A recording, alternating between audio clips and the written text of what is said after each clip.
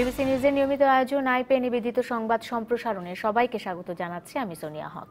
দিনের বাছাই করা সংবাদ এবং এর পর্যালোচনা নিয়ে সংবাদ সম্প্রসারণে আজ আমার সাথে অতিথি হয়ে এসেছেন সমকালের উপসম্পাদক অজয় দাশগুপ্ত, এবং জানিয়ে রাখতে চাই খুব শিগগিরই আমাদের সাথে যোগ দেবেন ইকোনমিক টাইমসের সম্পাদক শওকত মাহমুদ। স্বাগত আপনাকে অজয় দাশগুপ্ত। আমরা আলোচনায় যাবার আগে মূল সংবাদগুলো জেনে আসি।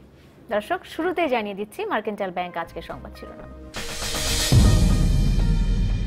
জমির সাশ্রয়ী ব্যবহার নিশ্চিতে জাতীয় নীতিমালা তৈরি করবে সরকার, একনেক সভায় ভূমি মন্ত্রণালয়কে নির্দেশ প্রধানমন্ত্রীর।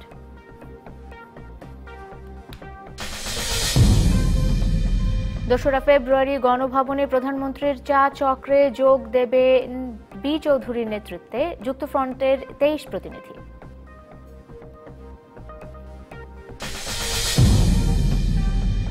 এবং বুড়িগঙ্গার দুই পাড়ে অবৈধ স্থাপনা উচ্ছেদে বিআইডব্লিউটি এর অভিযান শুরু, চলবে 10 দিন।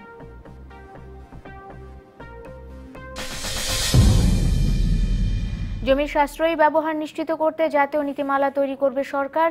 সকালে একনেক সভায় ভূমি মন্ত্রণালয়কে এই নির্দেশ দিয়েছেন প্রধানমন্ত্রী। এছাড়া রেলের যন্ত্রপাতি আমদানির বদলে স্থানীয়ভাবে তৈরির উদ্যোগ নেয়ার অনুশাসন দিয়েছেন তিনি। একনেক বৈঠকে 16,433 কোটি টাকার 9টি প্রকল্প অনুমোদন দেওয়া হয়েছে। কৃষি থেকে শিল্পের রূপান্তরটা শুরু হয়েছে অনেকটা অপরিকল্পিতভাবেই, তাই উন্নয়নে হাত ধরে এসেছে দূষণ আর জমির সংকট। সমস্যা মোকাবেলায় ভূমি ব্যবহারের নীতিমালা তৈরি করতে যাচ্ছে সরকার। মঙ্গলবারের একনেক বৈঠকে এ নির্দেশ দিয়েছেন প্রধানমন্ত্রী। একই সঙ্গে রেলের যন্ত্রপাতি নিজেরাই তৈরির তাগিদ দিয়েছেন তিনি। অনুশাসন এসেছে রেললাইনকে মিটার গেজ থেকে ব্রড গেজে পরিণত করবার। ভারতের নুমালীগড় থেকে পাইপলাইনে জ্বালানি তেল আমদানি শুরু করতে পার্বতীপুরে জমি অধিগ্রহণের কাজ দ্রুত শেষ করবার তাগিদ দিয়েছেন প্রধানমন্ত্রী। ইন্ডিয়ানরা ওদিকে বেশ দ্রুত কাজ করছে, আমরা আমাদের পার্টির কাজটা একটু স্লো হচ্ছে। জমি অধিগ্রহণের জন্য কিছু সমস্যা, তিনি নির্দেশনা দিয়েছেন যে জমি অধিগ্রহণ তো সমস্যা হওয়ার কথা নয়, কারণ আমরা এখন 3 গুণ দাম দিচ্ছি। মাননীয় প্রধানমন্ত্রীর নির্দেশনা হলো যে জমি ব্যবহারের ব্যাপারে সারা দেশের জন্য একটা ডিটেইল প্ল্যান করেন। ভূমিমন্ত্রী মহোদয়কে তিনি নির্দেশনা দিয়েছেন এইটা একটা পরিকল্পনা নিয়ে আসার জন্য। বৈঠক পরবর্তী সংবাদ সম্মেলনে গ্লোবাল ফাইন্যান্সিয়াল ইন্টিগ্রিটির সাম্প্রতিক প্রতিবেদন নিয়ে প্রশ্ন ছিল সাংবাদিকদের। প্রতিবেদনে 2006 থেকে 2015 সাল পর্যন্ত বাংলাদেশ থেকে 50,000 কোটি টাকা পাচার হওয়ার তথ্যে উদ্বেগ প্রকাশ করেন পরিকল্পনা মন্ত্রী। আমাদের এটা নজরে আছে, আমার বিশ্বাস কর্তৃপক্ষ যারা আছেন, অর্থমন্ত্রী মহোদয়, মাননীয় প্রধানমন্ত্রী চিন্তা ভাবনা করছেন, সেন্ট্রাল ব্যাংক করছে। আমরা, আপনি জানেন যে ফিনান্সিয়াল ইন্টেলিজেন্স ইউনিট নামে একটা ইউনিট স্থাপন করেছি বাংলাদেশ ব্যাংকে ট্র্যাক করার জন্য। একনেক বৈঠকে 9টি প্রকল্প অনুমোদন করা হয়েছে। এগুলোর মধ্যে 4টি সংশোধিত।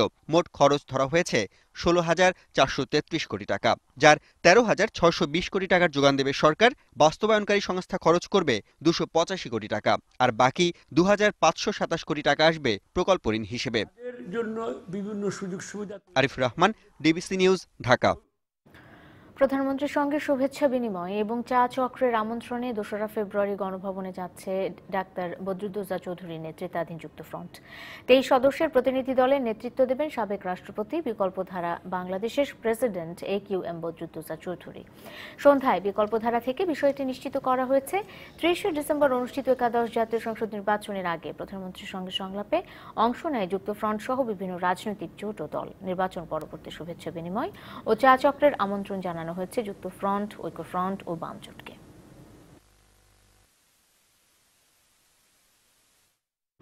বুড়িগঙ্গা নদীর 2 তীরের অবৈধ স্থাপনা উচ্ছেদে অভিযান শুরু করেছে বাংলাদেশ অভ্যন্তরীণ নৌ চলাচল কর্তৃপক্ষ বিআইডব্লিউটিএ। অভিযান চলে দিনব্যাপী। বুড়িগঙ্গা দখলমুক্ত করতে 10 দিন এই অভিযান চলবে। বুড়িগঙ্গা নদীর তীরে কামরাঙ্গীর চরের খোলামোড়া ঘাটের বিপরীতে একটি 7তলা ভবন ভাঙার মধ্য দিয়ে শুরু হয় উচ্ছেদ অভিযান। এরপর বেশ কিছু পাকা স্থাপনা ও টিনশেড বাড়ি বুলডোজার দিয়ে ভেঙে দেওয়া হয়। তবে অবৈধ স্থাপনার মালিকদের দাবি তাদের প্রত্যেকেরই বৈধ কাগজ রয়েছে। ট্যাক্স দিতে, খাজনা দিতেছি, দলিল করা জায়গা, এটা আবার সরকারের জায়গা, সরকারের জায়গা সরকার নিয়ে যাবে, আমাকে তো কাগজপত্র আছে। আগে ওই যে ভাঙিয়ে দিয়েছে, তা আমরা মনে হচ্ছে আর ভাঙবেন না, এই তো আমরা আসি। আর কালকে নাকি হঠাৎ ধরে মাইকিং করছে, আমরা আসবো না। আমি মনে হয় কালকে মাইকিং করছে, আজকে আর কি ভাঙবে, এটা মনে করে ছাড়িয়ে গেছি। বিআইডব্লিউটিএ জানায় বুড়িগঙ্গা দখলমুক্ত করার আগ পর্যন্ত চলবে এই অভিযান। আজকে সহ আগামী 2 দিন এবং পরবর্তী সপ্তাহগুলিতেও আমাদের শিডিউল করা আছে এই যে মোবাইল কোর্ট সেটা চলবে এবং সেই নির্দেশনা অনুযায়ী সকল অবৈধ স্থাপনা যেগুলো নদীর বুকে আছে সেগুলিকে উচ্ছেদ করা হবে। 13-14টা এই ধরনের বড় বড় স্থাপনা দিয়ে আছে যেগুলো আমরা উচ্ছেদ করছি। আজকে থেকে আমরা ক্রাশ প্রোগ্রামের মাধ্যমে নৌ পরিবহন মন্ত্রণালয়ের নির্দেশনায় বিএডব্লিউটিএ জেলা প্রশাসন এবং পুলিশ প্রশাসনের সাথে নিয়ে আমরা এই উচ্ছেদ করছি। স্থানীয়দের মতে প্রতি বছরই অবৈধ স্থাপনা উচ্ছেদ করা হলেও আবারও দখল হয়ে যায় বুড়িগঙ্গা। তাই স্থায়ী সমাধানের দাবি এলাকাবাসীর। Fahmida Shampa, DBC news, Dhaka. দুর্নীতির বৈশ্বিক সূচকে বাংলাদেশের অবস্থানে অবনতি হয়েছে বলছে ট্রান্সপারেন্সি ইন্টারন্যাশনাল। টিআই 17তম থেকে বেড়ে 13তম হয়েছে, এমনটি প্রকাশিত হয়েছে টিআইয়ের প্রতিবেদনে। সকালে ধানমন্ডিতে সংবাদ সম্মেলনে এই তথ্য জানিয়েছেন টিআইবির নির্বাহী পরিচালক ডক্টর ইফতেখারুজ্জামান। 180টি দেশের দুর্নীতির ধারণ সূচক আজ একসাথে প্রকাশ করা হলো। সূচকে 100 স্কোরের মধ্যে এবার বাংলাদেশ পেয়েছে 26। 2017 সালে এই স্কোর ছিল 28। দক্ষিণ এশিয়ার 8টি দেশের মধ্যে বাংলাদেশের অবস্থান ষষ্ঠ, সর্বনিম্ন সোমালিয়া, সবচেয়ে কম দুর্নীতিগ্রস্ত দেশ ডেনমার্ক। বাংলাদেশের এই অবনতির কারণ অর্থ পাচারের বিরুদ্ধে ব্যবস্থা না নেওয়া, রাজনৈতিক প্রভাব ও প্রভাবশালীদের বিরুদ্ধে ব্যবস্থা না নেওয়া, এমনটাই মনে করে টিআইবি। দুর্নীতির পরিসংখ্যান দিতে না পারলে ট্রান্সপারেন্সি ইন্টারন্যাশনাল টিআইয়ের প্রতিবেদন গ্রহণযোগ্য হবে না বলে জানিয়েছেন দুদকের চেয়ারম্যান ইকবাল মাহমুদ। রাজধানীর সেগুনবাগিচায় দুদক কার্যালয়ে দুর্নীতি বিষয়ক প্রতিবেদনের প্রতিক্রিয়ায় কথা বলেছেন তিনি। টিআইয়ের কার্যপন্থার সাথে দুদকের ভিন্ন মত আছে বলেও জানান ইকবাল মাহমুদ। ট্রান্সপারেন্সি ইন্টারন্যাশনাল বাংলাদেশ টিআইবিকে সরকার বা রাষ্ট্রের ভালো কাজের মূল্যায়নের পরামর্শ দেন তিনি। দুদক চেয়ারম্যান বলেন, টিআইয়ের প্রতিবেদনে দুর্নীতি বাড়ার কারণগুলো উল্লেখ না করলে তা দুদকের কাছে গ্রহণযোগ্য হবে না। দুদক দুর্নীতি বন্ধ করতে না পারলেও দুর্নীতি কমাতে আন্তরিক বলে মন্তব্য করেন তিনি। এ সময় জাহলামের বিনা দোষে 3 বছর শাস্তির বিষয়ে আরেকটি মামলা কিংবা তদন্ত হবে বলেও জানান দুদক চেয়ারম্যান।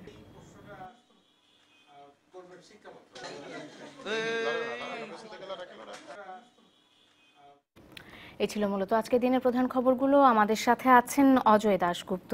কিছুক্ষণের মধ্যে আমাদের সাথে শওকত মাহমুদও যোগ দিবেন। অজয় দাশগুপ্ত, যে বিষয়গুলো নিয়ে আলোচনা করতে চাই, শুরুতেই যে বিষয়টি রয়েছে সেটি হলো, আমরা জানি যে প্রধানমন্ত্রীর সঙ্গে শুভেচ্ছা বিনিময় এবং চা চক্রের আমন্ত্রণে 2রা ফেব্রুয়ারি গণভবনে যাচ্ছেন ডাক্তার বদরুদ্দোজা চৌধুরী নেতৃত্বাধীন যুক্ত ফ্রন্ট। এর আগে ঐক্য ফ্রন্টকেও এই চা চক্রের আমন্ত্রণ জানানো হয়েছে এবং বাম জোটগুলোকেও আমন্ত্রণ জানানো হয়েছে।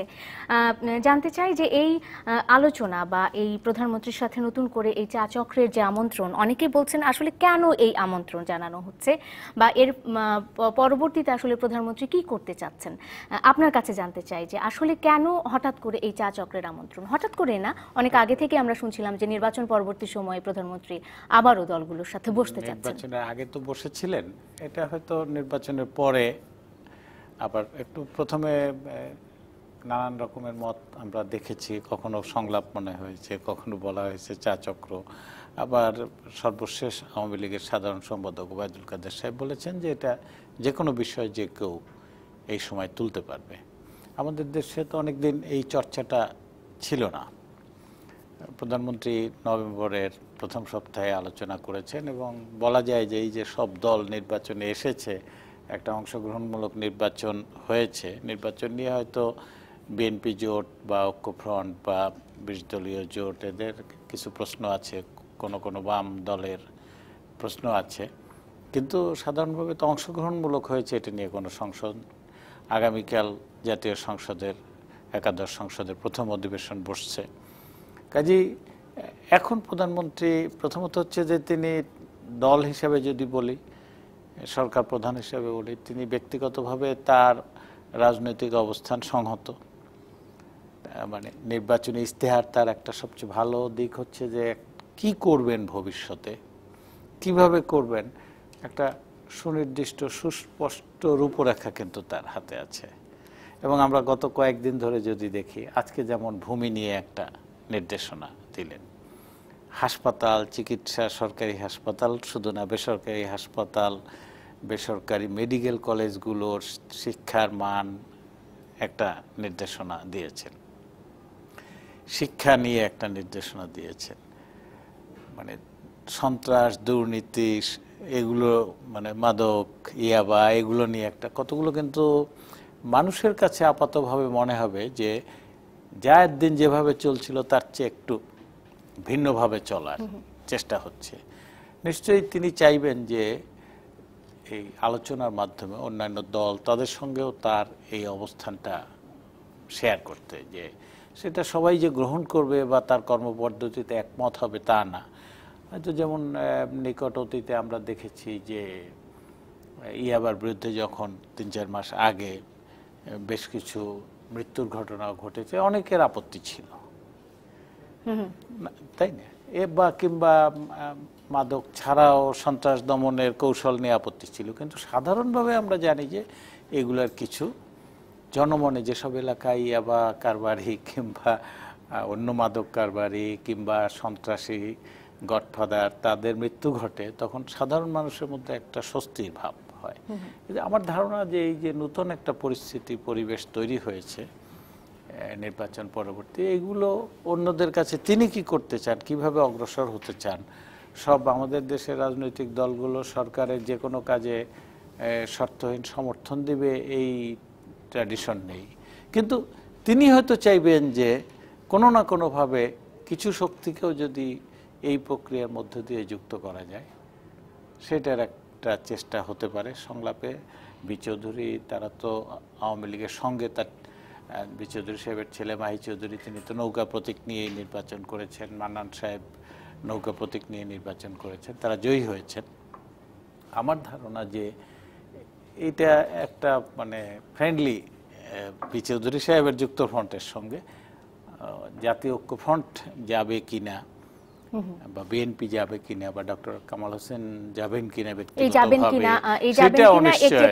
এটি একটি প্রশ্ন আছে এবং ছিল, আমি হয়তোবা জিজ্ঞেস করতাম এর পরপরই, কিন্তু তার আগে পরিচয় করিয়ে দিতে চাই আমাদের মাঝখানে এখন শওকত মাহমুদও চলে এসেছেন। আপনাকেও স্বাগত। যে বিষয়টি নিয়ে কথা বলছিলাম, প্রধানমন্ত্রীর রাজনৈতিক দলগুলোকে চা চক্রের যে আমন্ত্রণ জানিয়েছেন প্রধানমন্ত্রী আগামী ২রা ফেব্রুয়ারি, সেখানে বি চৌধুরীর নেতৃত্বে যুক্তফ্রন্ট যাচ্ছে, মানে যোগ দিচ্ছে।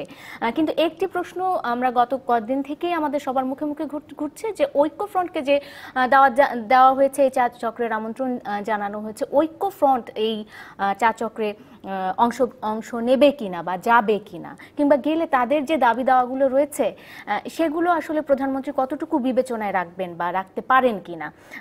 শওকত মাহমুদ, আপনার কাছে এই প্রশ্নটি রাখতে চাই যে ঐক্যফ্রন্টে যাওয়ার সম্ভাবনা কতটুকু? ঐক্যফ্রন্টের পক্ষ থেকে ইতিপূর্বে হয়তো কোনো একজন নেতা, নামটা মনে নেই, তিনি বলেছিলেন যে তারা সংলাপে যেতে আগ্রহী, চা চক্রে নয়। এখন চা চক্রের মধ্যে তো আলাপ আলোচনা বা সংলাপ যে অর্থে বোঝায়, যে কোনো অর্থবোধক আলোচনা, সেটা হওয়ার কোনো সুযোগ নেই। এখন বিএনপি ঐক্যফ্রন্টের প্রধান যে দল, বিএনপি ইতিমধ্যেই বলেছে যে তারা সেই চা চক্রে যাবে না। এখন ঐক্যফ্রন্ট কি সিদ্ধান্ত নেয় সেটা দেখার বিষয়। তবে আমার ধারণা যে বিএনপির যে মত চা চক্রের ব্যাপারে, সেই মতের বাইরে ঐক্যফ্রন্ট যাবে বলে আমার কাছে এই মুহূর্তে মনে হচ্ছে না। তবে যেহেতু ২রা ফেব্রুয়ারি আরও ২-১ দিন বাকি আছে, ঐক্যফ্রন্ট কি সিদ্ধান্ত নেয় সেটা তাদের ব্যাপার। তবে বিদ্যমান যে রাজনৈতিক অবস্থা, সেই অবস্থার মধ্যে ঐক্যফ্রন্ট একটা তেমন কোনো সিদ্ধান্ত নেবে এটা আমার কাছে এই মুহূর্তে মনে হচ্ছে না। তারপরেও হয়তো ঐক্যফ্রন্টের কোনো শরিক দল, ঐক্যফ্রন্টটা কতগুলো দলের সমন্বয়ে গঠিত এবং প্রত্যেক দলের নিজস্ব দৃষ্টিভঙ্গি থাকে, তো সেখানে বিএনপি বাদে অন্য দলগুলোর কি দৃষ্টিভঙ্গি সেটা দেখার বিষয় আছে। এরপরে আমরা নিশ্চয়ই বিষয়টি দেখব এবং আগামী ২রা ফেব্রুয়ারি কি হতে যাচ্ছে আরেকটি বিষয় আছে, কিন্তু যে ঐক্যফ্রন্ট ৮ জন জাতীয় সংসদে নির্বাচিত আর কি, তার মধ্যে ২ জন মানে ২৫%, ৪ ভাগের ১ ভাগ কিন্তু আবার গণফোরামের সঙ্গে জড়িত। তার মধ্যে আবার ২ জন ২ প্রতীকে, একজন নৌকা এই ধানের শেষ আর একজন উদীয়মান সূর্য, তারাই ২ জনে আবার কিন্তু এক ধরনের মত দিয়েছে যে সংসদে যাওয়ার ব্যাপারে একটা আগ্রহ প্রকাশ করেছে আর কি। আবার অন্যদের সেটাও কিন্তু একটা জটিলতা, এই ঐক্যফ্রন্ট বা এই নতুন করে এই জটিলতাটা আসলে তৈরি হলো কেন? অজয় দাশগুপ্ত, আপনার কি মনে হয় যে নতুন করে যে এই জটিলতাটা তৈরি হলো এক মার্কায় নির্বাচন করে তারপরে সেটা বলা যে না আমি ওই দল ছেড়ে আসিনি, এই দল ছেড়েও যেতে চাই না? একটা ধরে নেওয়া যায় যে আওয়ামী লীগকে মোকাবেলার জন্য বা আওয়ামী লীগের জোটকে মোকাবেলার জন্য জাতীয় ঐক্যফ্রন্ট বা বিএনপির সঙ্গে তার পুরানো ২০ দল, এই ঐক্যটা ততটা সংহত ছিল না আদর্শগতভাবে, বা সব দল একাট্টা হয়ে সেটা নির্বাচনের আগেও নানাভাবে প্রকাশ পেয়েছে। কামাল হোসেন যেমন জামাতকে নিয়ে প্রকাশ্যেই বলেছেন যে জামাতকে এইভাবে দলীয় প্রতীক বিএনপি দেবে, এটা জানলে আমি হয়তো এই ধরনের ঐক্য করতাম না, সেরকম একটা ধারণা ইন্ডিয়ান এক্সপ্রেসের সঙ্গে ব্যক্ত করেছেন। দেশের মধ্যেও কেউ কেউ বলেছেন। আবার নির্বাচনের পরেও কিন্তু নানাভাবে আমরা দেখছি যে বলা হচ্ছে ঐক্যফ্রন্ট কিংবা বিএনপি জোট, এদের মধ্যে ঠিক একসুরে কথা বলাটা নেই, এবং এটা স্বাভাবিকভাবেই শেখ হাসিনা সরকারের জন্য এই পরিস্থিতিটা হচ্ছে তার কার্যক্রম চালিয়ে যাওয়া, কম ঝামেলায় থাকা, অপেক্ষাকৃত স্বস্তিতে থাকা। মানে এটা কি আমরা একবার কি বলতে পারি যে ঐক্যফ্রন্ট অনেকখানি ভেঙে যাওয়ার ভঙ্গুর অবস্থায় আছে, এটাকে বলা যায়? আমরা প্রতিদিন যদি আপনি পত্রিকা দেখেন বা টেলিভিশনের অনুষ্ঠান দেখেন, তাহলে দেখবেন যে বিএনপি কর্মী সমর্থক বা জোটের মধ্যে এক ধরনের হতাশা আছে। ভবিষ্যৎ কি হবে, এটা বেগম খালেদা জিয়া ধরেন সপ্তাহখানেক পরেই পুরো 1 বছর মেয়াদ পূর্ণ হবে কারাজীবনের, কি হবে তার ভবিষ্যৎ? বা যারা গ্রেপ্তার হয়েছিল নির্বাচনের আগে, নানা মামলায় হয়তো গ্রেপ্তার হয়েছে, নানা অভিযোগ আছে, কিন্তু তারা তো আটক আছে, জেলে আছে, তার মধ্যে খুব অল্প কিছু জামিন হচ্ছে, বাকিরা কিন্তু এখনো। কাজে এটা মিলে তো বিএনপির মধ্যে যেটি ঐক্যফ্রন্ট নিয়ে আছে সেটি আমরা দেখছি যে বিএনপির অনেক কেন্দ্রীয় নেতাই কিন্তু বলছেন যে বিএনপির আসলে ঐক্যফ্রন্টের কি দরকার ছিল, যেখানে বিএনপি চেয়ারপারসন তাহলে আগে ঐক্য করেছিল কেন? কামাল হোসেনকে বা আসম হরফকে ব্যবহারের জন্য না, তারা প্রথম থেকেই ঐক্যফ্রন্ট নিয়ে অনেকখানি জটিলতা তৈরি হয়েছিল বিএনপি নিজের মধ্যেই, কারণ কিছু দল কিছু ব্যক্তি চেয়েছিলেন যে ঐক্যফ্রন্ট হবে না, বা বিএনপি এমন অবস্থায় যায়নি যে ঐক্যফ্রন্টের ছাতার তলায় গিয়ে বিএনপিকে দাঁড়াতে হবে। আবার কেউ কেউ চেয়েছিলেন যে না, ঐক্যফ্রন্ট হোক এবং ঐক্যফ্রন্ট বিএনপির ইমেজটাকে ঠিক রাখতে সাহায্য করবে। এখন আমরা যেটা দেখতে পাচ্ছি যে দলের বেশ কয়েকজন শীর্ষ নেতা তারা বলছেন যে আসলে বিএনপির ঐক্যফ্রন্টের সাথে যাওয়া উচিত হয়নি, যেখানে বেগম খালেদা জিয়া নিজেই বলছেন। এটা কে বলেছেন? এটা আমরা তো মাহবুব হোসেনের কথাতে শুনেছি সেদিন, তারপর আমাদের সেনাপ্রধান, সাবেক আইনজীবীর যারা নেতা ছিলেন তাদের মুখে আমরা শুনতে পাচ্ছি। শওকত মাহমুদ, আপনি একটু বলেন যে আমি তো আপনাদের যে আলাপচারিতা বিএনপির ঐক্যফ্রন্টে নিয়ে আপনারা দুজন যে আলাপ করছেন, তো আমার কাছে মনে হয়েছে যে ঐক্যফ্রন্ট থাকবে কি থাকবে না, এই বিষয়টি এখনকার রাজনীতিতে এটা কোনো বড় প্রশ্ন নয়। এই কারণেই বড় প্রশ্ন নয় যে একটি অত্যন্ত বিতর্কিত এবং একটি কারচুপিপূর্ণ নির্বাচন হয়ে গেল। সেই নির্বাচনের পরে রাজনীতির এখন কিন্তু দেখা হচ্ছে যে এই নির্বাচনে যারা ক্ষমতায় ছিল তারাই ক্ষমতায় আছে, তারা রাজনীতিকে কোন খাতে প্রবাহিত করে। এখন ঐক্যফ্রন্টের ভেঙে যাওয়া বা ঐক্যফ্রন্টের থেকে যাওয়া, এটি কোনো রাজনীতিতে কোনো, এখন আমি মনে করি না যে এটা মানুষের কোনো আগ্রহের বিষয়। বিএনপির নেতারা ঐক্যফ্রন্টে থাকলে কি হবে, না থাকলে কি হবে, এই বিএনপি ঐক্যফ্রন্টের গঠনের জন্য সর্বাত্মক প্রচেষ্টা নিয়ে ঐক্যফ্রন্ট দাঁড় করিয়েছে।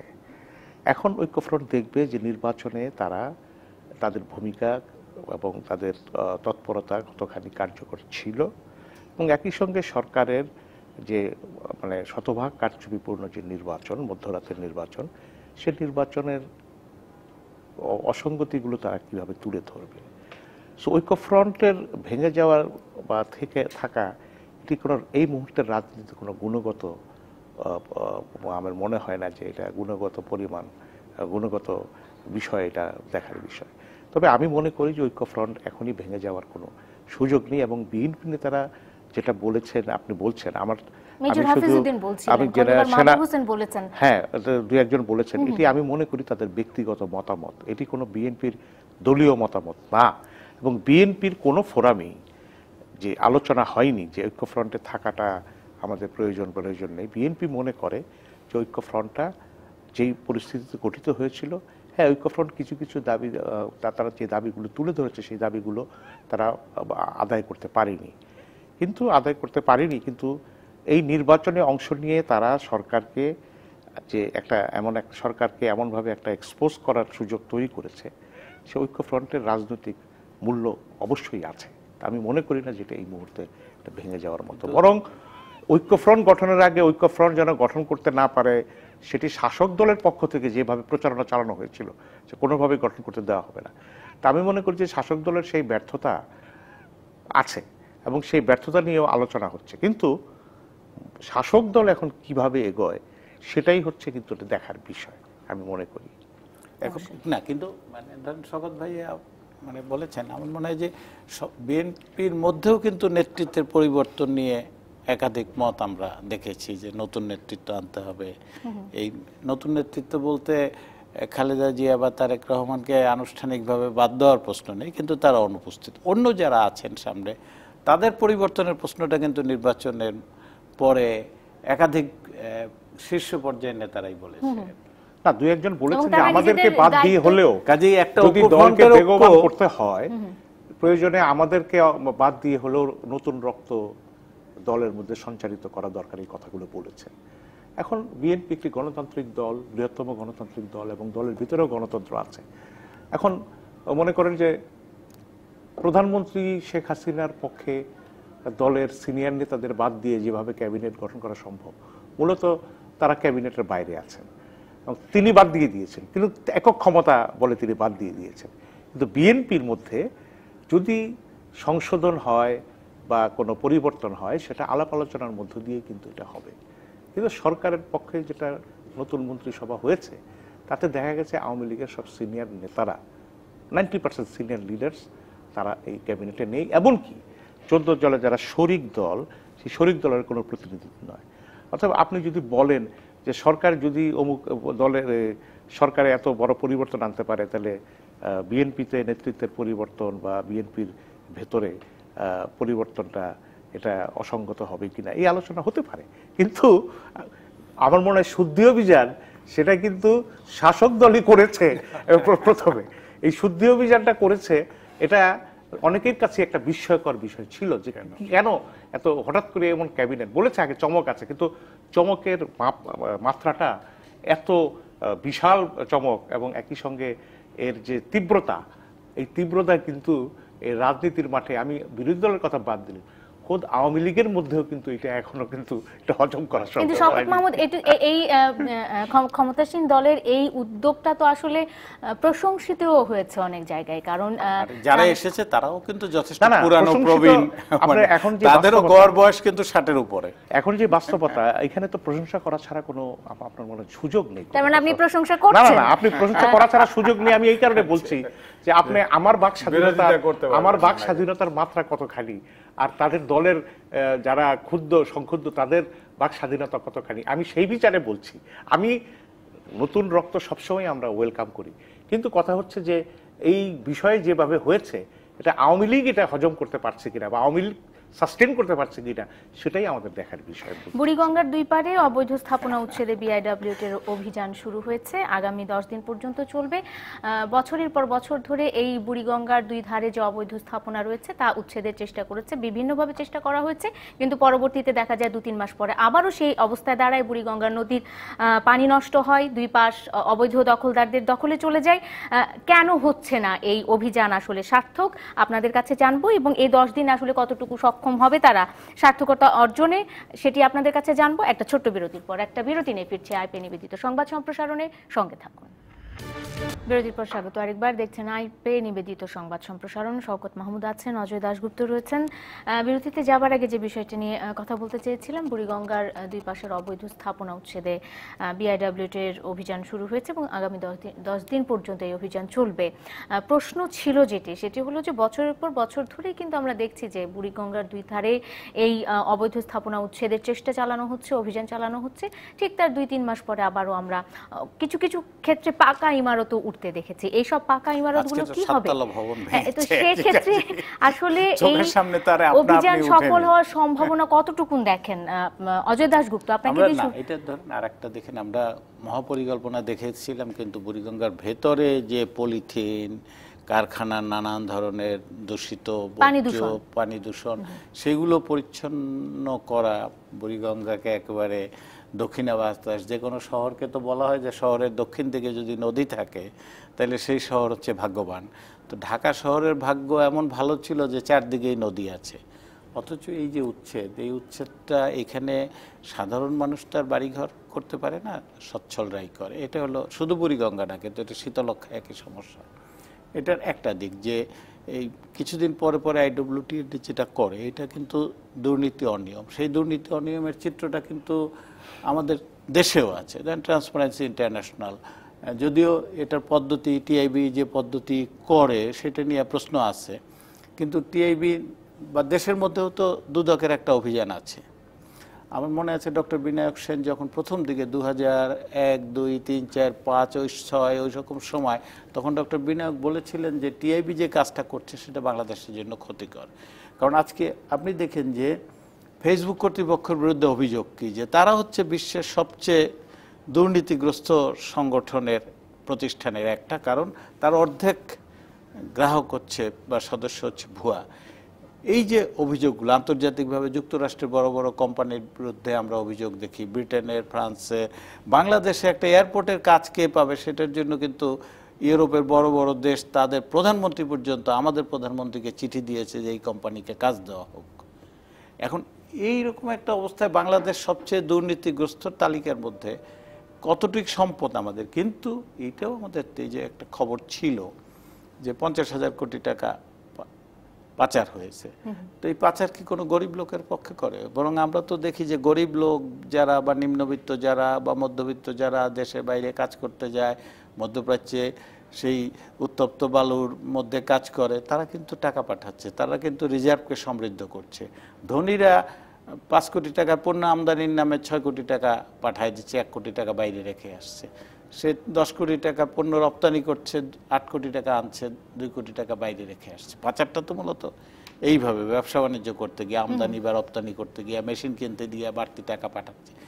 এই জায়গাগুলোতে কিন্তু কঠোর অবস্থান সরকারকে নিতে হবে। শুধু এই আমি বলবো যে বুড়িগঙ্গা তার 2 পার মুক্ত করা, এটা কিন্তু কেন বলছি অজয় দাশগুপ্ত, কেন বলছি এই যে বুড়িগঙ্গার 2 পাশে অবৈধ স্থাপনা উচ্ছেদ, অবৈধ স্থাপনা আবারও 2 দিন পরে আবারও সেই স্থাপনা গড়ে উঠছে, এগুলো তো আসলে ছোট ছোট দুর্নীতি এবং অনিয়ম থেকেই তো আসলে বৃহৎ দুর্নীতিটা হচ্ছে। শওকত মাহমুদ, এই যে ছোট ছোট দুর্নীতিগুলো থেকে, অনিয়মগুলো থেকে, বিশৃঙ্খলাগুলো থেকে যে বড় বড় দুর্নীতিগুলো হয় এবং সেগুলোও একসময় ধামাচাপা পড়ে যায়, এভাবেই অবৈধ স্থাপনার মতো আবারও সেগুলো মাথা চাড়া দিয়ে ওঠে। প্রধানমন্ত্রী বলছেন দুর্নীতির বিরুদ্ধে সর্বোচ্চ হুঁশিয়ারি তিনি ঘোষণা করেছেন এবং সর্বোচ্চ শক্তি দিয়ে তিনি দুর্নীতি দমন করার চেষ্টা করছেন, যেটি আমরা দেখছি। অথচ দুর্নীতির ধারণা সূচকে বাংলাদেশের অবনতি হয়েছে, এরকম একটি প্রতিবেদন প্রকাশিত হয়েছে টিআইবি পক্ষ থেকে। আপনার মতামত জানতে চাই, আসলে দুর্নীতিতে কতটুকু বাংলাদেশ দুর্নীতি মুক্ত হতে সফলতা অর্জন করতে পারে? দেখুন, বাংলাদেশের অবস্থা দুর্নীতির ধারণার সূচকে 4 ধাপ নেমে গেছে গত বছরের তুলনায়। এবং টিআইবির রিপোর্টে এটাও বলা হয়েছে যে 2006 সালের তুলনায় 6 ধাপ নেমে গেছে বর্তমান বাংলাদেশ দুর্নীতির ক্ষেত্রে।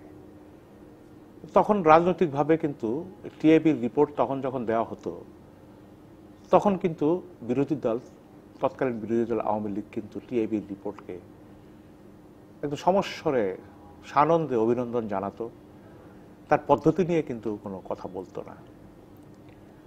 কিন্তু যখনই আওয়ামী লীগ ক্ষমতায় এসছে বা দুর্নীতির ধারণায় বাংলাদেশ পিছিয়েছে, অবনতি হয়েছে, তখনই কিন্তু আওয়ামী লীগ পদ্ধতি নিয়ে কথা বলে যে এটার কি পদ্ধতি, এই সেই। এবং 2-3 বছর আগে এরকম হয়েছে যে তথ্যমন্ত্রী টিআইবির লোকজনকে তথ্য মন্ত্রণালয়ে ডেকে একটা টিম করে তাদের যে জরিপের সব কাগজপত্র নিয়ে গিয়েছিল, দেখেছে, কিন্তু কি রেজাল্ট হয়েছে আমরা জানি না। সম্ভবত সরকার বেশি এগোতে পারেনি। আপনি পদ্ধতি নিয়ে যাই বলুন না কেন, এটা তো বাস্তবতা। গতকাল যুক্তরাষ্ট্রভিত্তিক একটি সংস্থা বলেছে, আগের বছরও বলেছে যে শুধু 2015-তেই 50,000 কোটি টাকার সমপরিমাণ বৈদেশিক মুদ্রা পাচার হয়েছে। এবং তারা বলছে যে কয়েক বছরে প্রায় 5,50,000 কোটি টাকার সমপরিমাণ অর্থ বিদেশে পাচার হয়েছে। এখন এই পাচার করছে কারা, এবং এইগুলো কিন্তু সরকার তদন্ত করে দেখতে পারে যে কারা এর সঙ্গে, কাদের টাকা ওখানে জমা হচ্ছে, এবং বিদেশি ব্যাংকগুলোতে বাংলাদেশিদের টাকার পরিমাণও কিন্তু বাড়ছে। কারা করছে এটা একটু তদন্ত করলে বের হয়ে যায়। তদন্ত করার কি কোনো প্রয়োজন আছে? কারণ এই টাকার পরিমাণ যাদের বাড়ছে তারা তো আসলে আমাদের মতো মধ্যবিত্ত শ্রেণীর কারো বাড়ছে না। না, মধ্যবিত্তর কথা তো আমরা বলছিও না। কারণ আপনি যখন দেশে মেগা প্রকল্প বাস্তবায়ন করবেন তখন মেগা পরিমাণ অর্থই কিন্তু বাইরে চলে যাবে। এটার কিন্তু ওই যে ট্রিকল ডাউন থিওরিতে এটা নিচে নামার খুব সুযোগ খুব কম। তা এই যে টাকাগুলো জমা হচ্ছে, নিশ্চয়ই এটা তো কালো টাকা, এটা তো বিদেশি ব্যাংকে কোনো বৈধ টাকা বাংলাদেশ থেকে তো জমা হচ্ছে না। ততএব সরকার ধরবে না যে কারা এই পরিমাণ টাকা নিয়ে ওখানে যাচ্ছে। সরকার মুখে যা বলে কাজে তা কিন্তু নেই। গত 10টি বছর ধরে বুড়িগঙ্গা নিয়ে যে আমরা কত রকমের কমিটি দেখেছি, অভিযান দেখেছি, কিন্তু ফল একই, মানে এটার কোনো পরিবর্তন নেই। এর কারণই হচ্ছে আপনি দুর্নীতির কথা বলেছেন, দুর্নীতি ছাড়াও হচ্ছে যেই সরকার থাকে সেই শাসক দলের নেতাদের প্রভাবের কারণে বা তাদের তদবির বা তাদের অবস্থানের কারণে কিন্তু এই বিষয়ে কিন্তু অগ্রসর হওয়া যায় না। কারণ তারা অনেক জমি দখল করে দোকান ভাড়া দিয়ে রেখেছে, বিল্ডিং তুলেছে, ভাড়া দিচ্ছে, এবং এর পাশাপাশি কিন্তু যারা মানে হাউজিং কোম্পানি আছে তাদের অনেক প্রকল্প আছে এর ধারে কাছে, তারাও কিন্তু এই সরকারের উপরে ব্যাপক প্রভাব বিস্তার করে, এবং এই সরকারকে তো এই সমিতি সমর্থনই দিয়েছে বা অনেক কিছুই করেছে।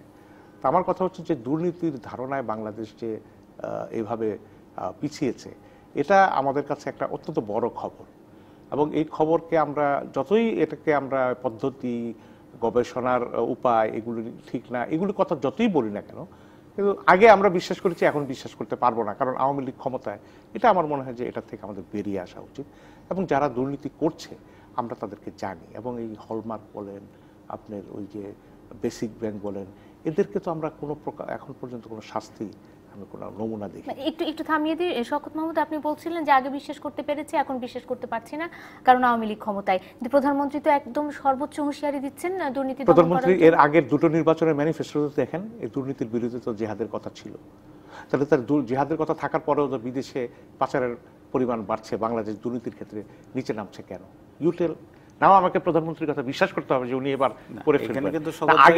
আগের যে কথাগুলো বলা হয়েছিল 50,000 কোটি টাকা, ওখানে কিন্তু একটা হিসাব আছে যে আগের বছরে এর চেয়েও 27,000 কোটি টাকা বেশি ছিল, মানে পাচার কম হয়েছে এক বছরে।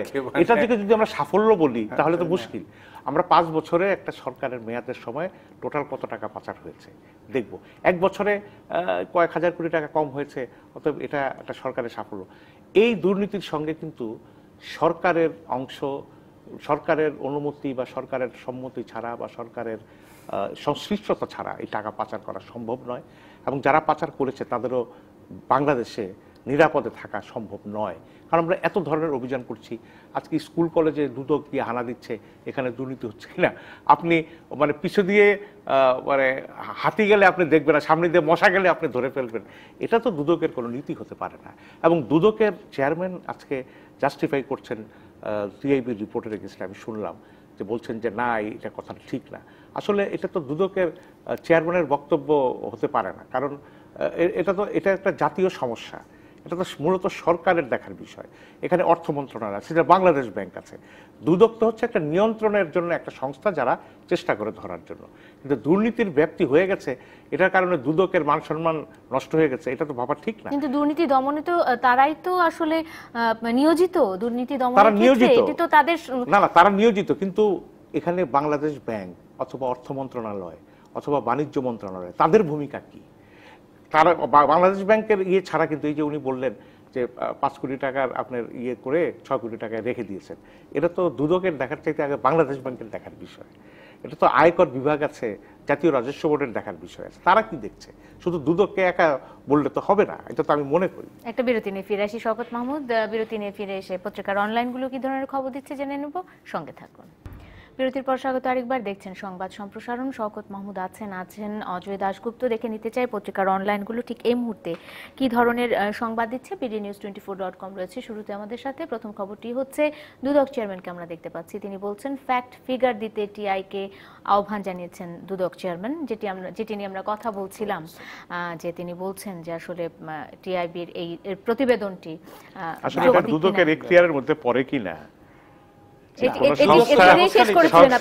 দুদক তো ব্যবস্থা নিতে পারে যদি জেনুইনলি দেখা যায় যে এই কোম্পানি বা এই ব্যক্তি অর্থ পাচারে জড়িত, তাহলে তো দুদকের দেশের মধ্যে সেই ভূমিকাটা নিতে কিন্তু পারে। কোনো গবেষণা সংস্থা তারা তো স্বপ্রণোদিত হয়ে সেটা করতে পারে। কাউকে নাম দেয়নি তো গবেষণা সংস্থা। একটা গবেষণা সংস্থা যখন ধারণা সূচক, এটা তো বাস্তব না যে আছে আমার মনে হলো যে ওই লোকটা করাপ্ট, কিন্তু টিআইবির এটা অবশ্যই এই বিবেচনায় নিতে হবে যে বহু বছর ধরে বাংলাদেশকে এক সময় আমেরিকা তলাবিহীন ঝুরি বাস্কেট কেটে এইসব বদনাম দিছে না, বিশ্বব্যাংক দিছে না, সেটা তো অন্যায় ভাবে দিয়েছিল। আমি কিন্তু পদ্মা সেতু নিয়ে বদনাম দিছে না বাংলাদেশ, অন্যায় ভাবে দিয়েছে। আমি টিআইবির রিপোর্ট নিয়ে বলছি, আমি বলছি দুদক যে তাকে ফ্যাক্ট ফিগার দিতে বলছে এটা দুদকের এখতিয়ারের মধ্যে পড়ে। দুদক তো বলবে যে যদি জেনুইনলি কারো নাম থাকে তাহলে আমি তার বিরুদ্ধে তদন্ত করব, তার বিরুদ্ধে মামলা করব। দুদক পার্টিকুলার নাম পেলে তারপরে করতে পারে। বাংলাদেশের বদনাম কিন্তু বহু সংগঠন বিভিন্ন সময় করেছে, যুক্তরাষ্ট্র করেছে, বিশ্বব্যাংকের করাপ্ট নেতা আছে অভিযোগ আছে বিশ্বব্যাংকের, তারাও করেছে।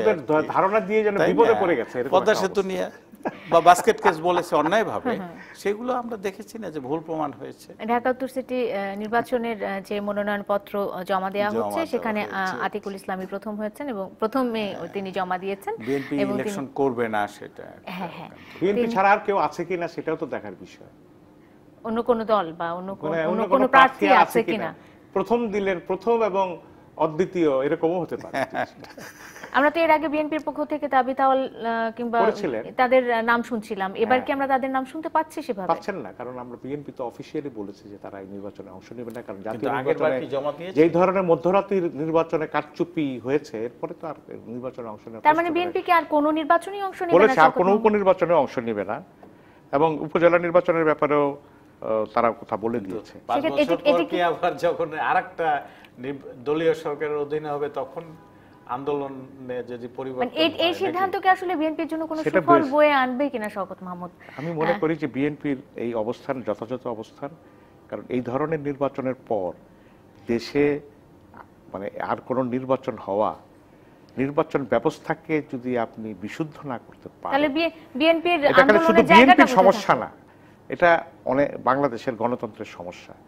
এবং আমরা এই নির্বাচনকে যারা সমর্থন করি, আমার মনে হয় যে তারা গণতন্ত্রের পক্ষে আমাদের অবস্থা। পরের খবরগুলো জেনে নেই। গাড়িতে তুলে মেয়েটিকে ধর্ষণ করে তারা, পুলিশ বলছে জাহালামের ঘটনায় দুঃখ প্রকাশ দুদক চেয়ারম্যানের। বিএনপি নেতা শাহাদাত জামিনে মুক্ত, সরকারের ভাবনায় এক টিকেটে সব পরিবহন। বুধবার যাত্রা শুরু করছে একাদশ সংসদ। ঢাকা বিশ্ববিদ্যালয় উপাচার্যের 10 টাকায় চা সিঙ্গাড়ার ভিডিও ভাইরাল। সংসদ বসার দিন প্রতিবাদী কর্মসূচি বিএনপির। গত বছর সড়কে মৃত্যু হার 42%। গাড়ি চাপায় নিরাপদ সড়ক চাই, এরকম খবরগুলো এসেছে। পরে আছে বাংলা ট্রিবিউন, আছে কাজী জাফরের সম্পত্তি থেকে জরিমানা আদায়ের নির্দেশ। আনুষ্ঠানিক বিরোধী দলের ভূমিকা পালন করবে না 14 দলের শরিকরা, নাসিম বলছেন।